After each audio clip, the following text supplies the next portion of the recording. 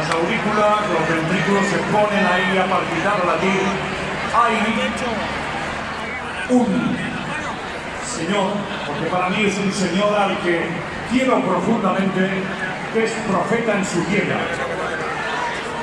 Pero también es profeta para los japoneses, para los americanos, para todo el mundo. Él es de aquí y siempre dice lo mismo: el día que pueda te invito a una paella. Hoy la paella galáctica es esta. Mientras caen las gotas y se ven perfectas con la iluminación de Love the 90s Forever Young, él esta noche quiere estar aquí para dedicaros la fiesta. Es uno de los tipos más intensos y más creativos que he conocido. Señoras y señores, sería su nombre, las siglas serían C. B. Con todos vosotros, Chimo Bayo.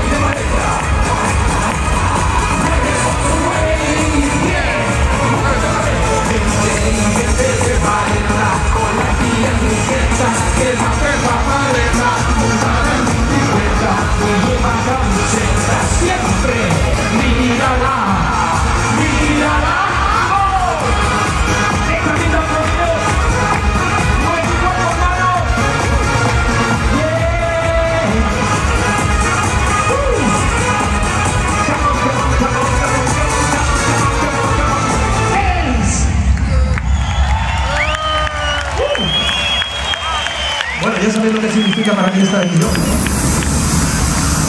Bombas, bombas. ¿Qué pasa?